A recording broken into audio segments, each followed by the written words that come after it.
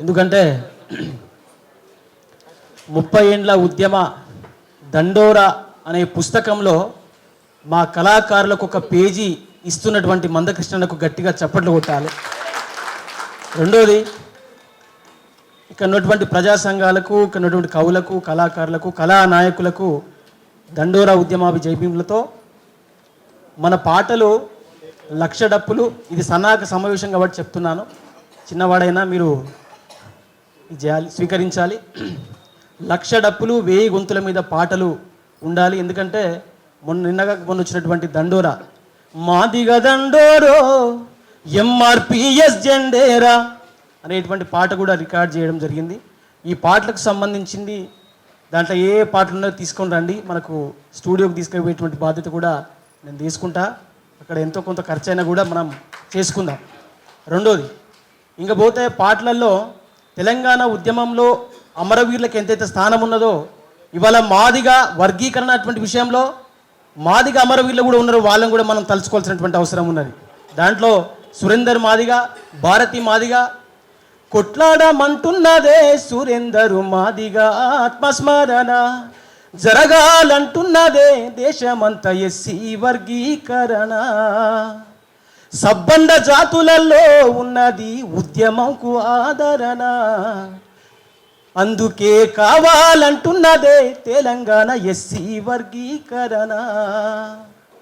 30 ఏళ్ళుగా ఒక్కడై కొట్లాడి సంధించే ప్రశ్నల బాణం, లక్ష డప్పులతోటి 1000 గొంతుకలయి అందుకో దండోరా గానం. కాబట్టి ఇట్లా మనం దండోరా, ఈ లక్ష డప్పులు 1000 గొంతులు ఈ కార్యక్రమాన్ని విజయవంతం చేయవలసిందిగా కోరుకుంటూ, ఈ అవకాశం ఇచ్చినటువంటి అందరికీ సభాముఖంగా జైభీములు తెలియజేసుకుంటూ థ్యాంక్ యూ. జైభీం గట్టిగా మీరు కూడా జైభీం చెప్పాలి, ఉట్టినే చూస్తారు నాకు వస్తాను. థ్యాంక్ యూ అన్న. నేను మాట్లాడేది ఏం లేదు, ఏదైనా మాట్లాడాల్సి వస్తే ఏమైనా మాడుకునేది ఉంటే మనం అంతా సభ సక్సెస్ మీట్ పెట్టుకుందాం, మళ్ళీ దాంట్లో బాగా గట్టిగా మాట్లాడుకుందాం, గట్టిగా అలాయ్ బాలాయ్ తీసుకుందాం. కానీ ఒక్క మాట మీదనైతే పనిచేద్దాం.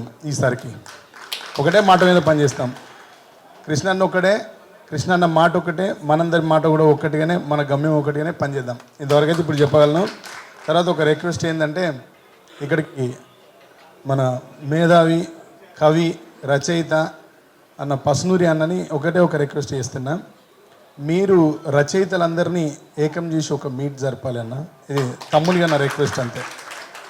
ఇది ఎవరి మీద దాడి చేస్తలేం, మనం ఎవరి మీద దాడి చేయట్లేదు. రచనల్లో కూడా అందరూ బాగా గుర్తుపెట్టుకోండి, అవతల వాళ్ళని ఎవరిని హర్ట్ చేసేలాగా రాసుకోవాల్సిన అక్కర్లేదు. మనకు ఒక నేపథ్యం ఉన్నది, మన నేపథ్యంలో అనేకమైన పద్యం ఉన్నది. ఆ పద్యం మీద మనందరికీ చాలా మంచి అవగాహన ఉన్నది.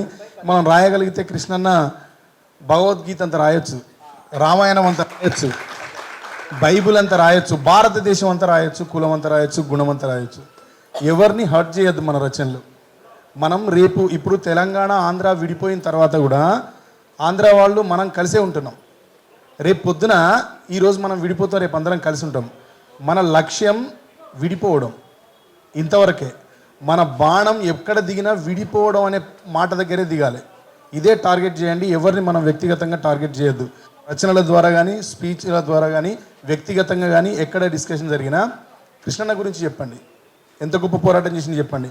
మమ్మల్ని మొన్న ఒక మాట అడిగితే నాకు చాలా బాధ అనిపించింది. ఇన్నేళ్ళు నీ అమ్మ కళ్ళు మూసుకొని ఉన్నావు ఏందనిపించింది. 30 ఏళ్ళు నేను నా భుజాల మీద మోసిన తమ్మి, మీరు మన కళాకారులు కదా, మిమ్మల్ని 30 రోజులు మోయమని అడుగుతున్న తమ్ముడు అన్నాడు. డెఫినెట్గా అన్న, నువ్వు నడిచినంత దూరం మోస్తూనే ఉంటాం. అందరికీ ధన్యవాదాలు. ఇప్పుడు నేను చెప్పిన డిస్క్లైమర్ ఏదైతుందో అది అందరూ ఖచ్చితంగా నోటీసులో పెట్టుకోవాలి.